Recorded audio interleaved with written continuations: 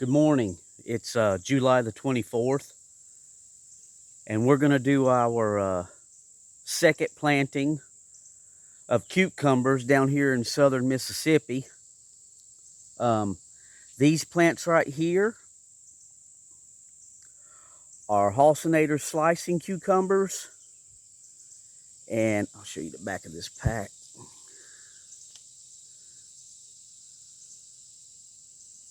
They're a great variety to grow if you like slicing cucumbers. We grew these back in Indiana, and they produced amazingly well. So we're going to give them a shot down here. We're getting into the hottest parts of the season. So these plants are gonna, I've got one set up under let me just turn around and show you. Sun's coming up. I'm trying to do this early because we're getting in the high 90s almost. Down there by that crepe myrtle tree, I'm gonna plant one underneath there. And then over here, we've set up where we're gonna put two underneath this shade cloth. And you know, I started these seeds about 3 weeks ago in just little dollar store cups with some potting mix. And these things just took off with the heat down here. They just love this heat and this rain. So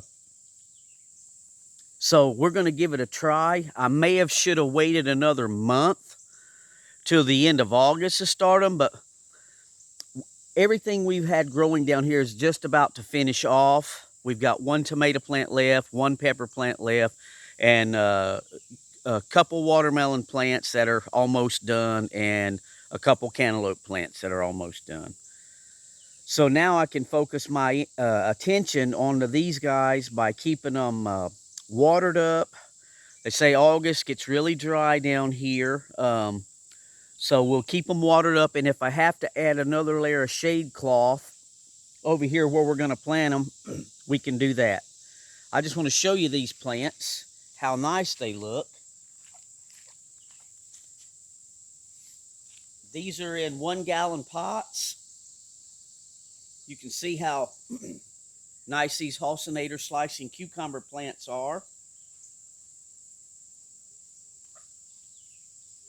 Like I say, they were just started in regular old potting mix. I used Pro Mix.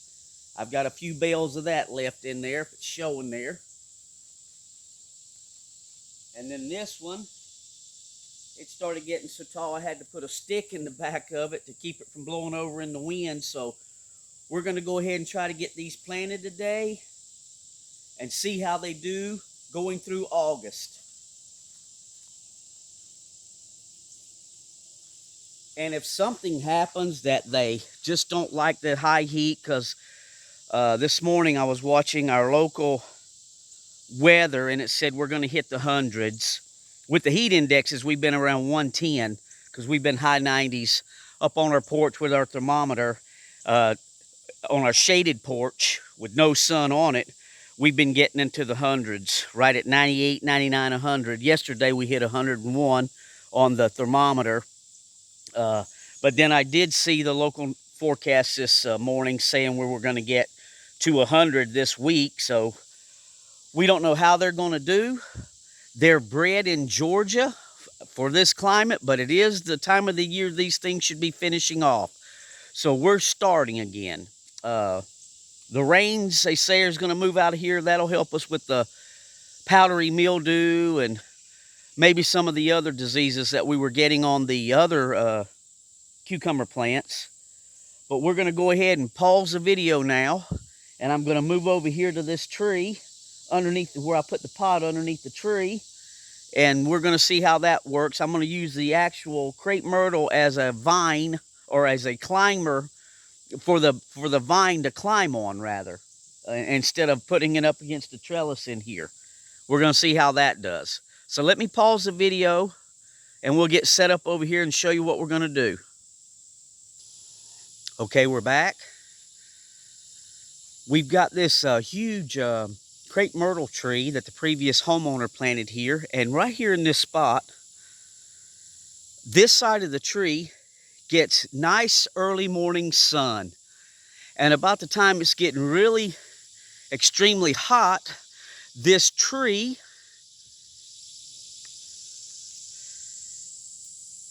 shades out this side of the plant or of the pot. And then in the evening, we get the sun coming down over there, so, which gets to this side of the tree where this pot is. So we're going to get morning sun on this guy, and we're going to get evening sun.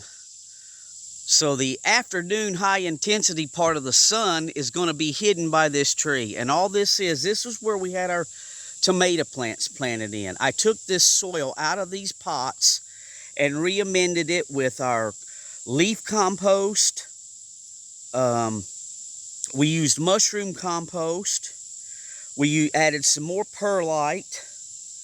And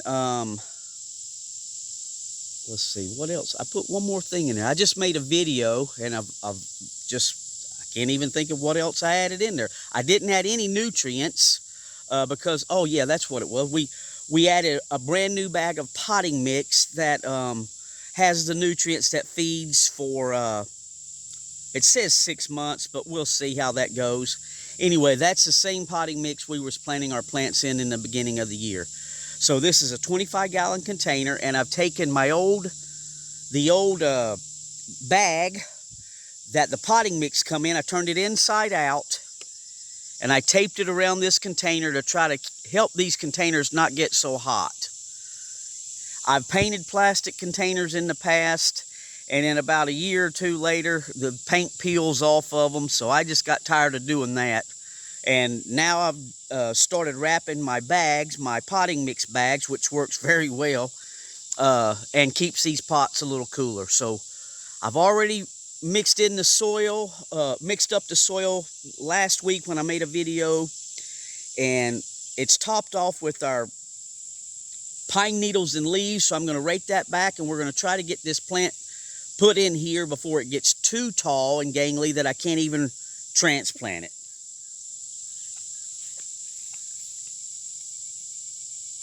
And there again, there's how nice these plants are looking. You can see it's already stretching up there to grab a hold of this stick. So we want to go ahead and get this thing put in the pot so that I don't break this thing off. And we may break it now, but it's probably too tall to be trying to transplant, but we're going to do it anyway.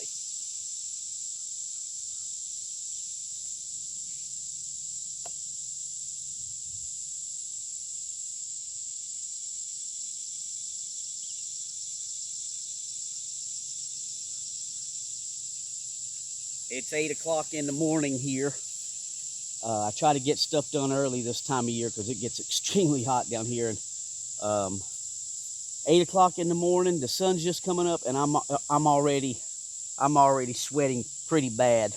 The humidity down here is, whew, it's very impressive. That's all I can say about it. So we get stuff done early, and then we get inside.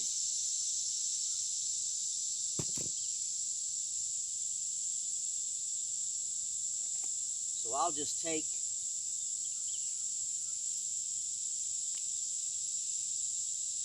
this is the leaves and pine needles that we use as kind of a cover mulch.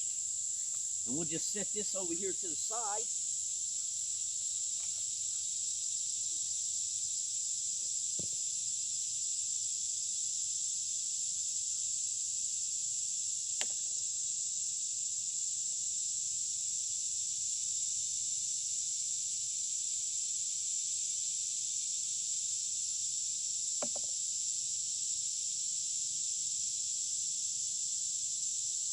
Soil's kind of warm in that pot.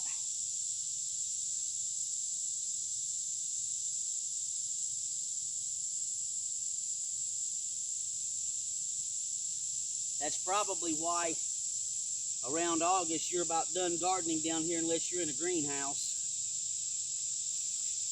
So let's see what we got here.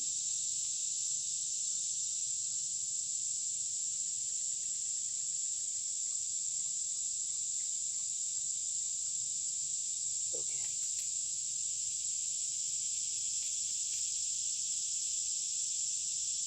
Now, let's see if I can get this guy out of here without breaking it off. I just take my fingers like this, make a V, try to put right there.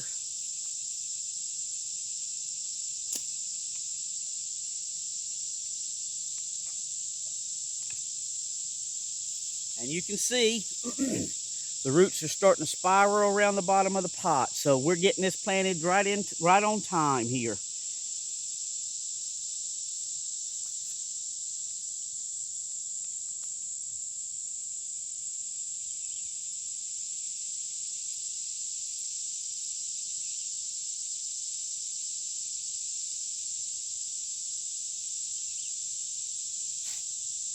Okay, we'll tilt that way just a little bit.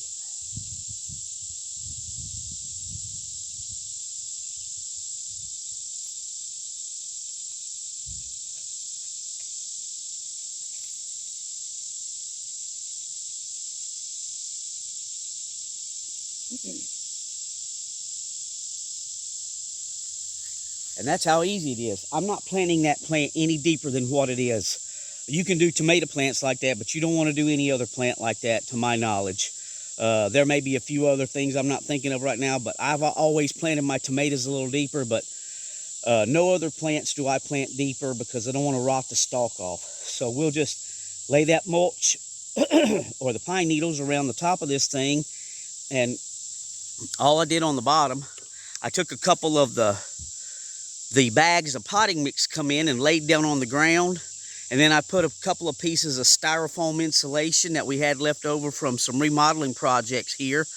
It's a 1-inch thick styrofoam, so we got it up off the ground. That's going to help with the fire ants down here. I've noticed that if I put plastic down and set my pots on top of the plastic and up on top of the whatever you want to elevate it with, you can use a paver stone, a cinder block, whatever it is, like over here on these watermelon plants. There's a paver block there, and it's probably 5 inches tall, and it doesn't even have plastic underneath it, but there's no fire ants that haven't gotten into that. And everything over here or down there by the potatoes, they're elevated off the ground, and everything over there behind this tree in our planting area is elevated off the ground. So that seems to help us with the fire ant issue we have down here. So let me go ahead and put this mulch around here, or the leaves and the pine needles as a mulch.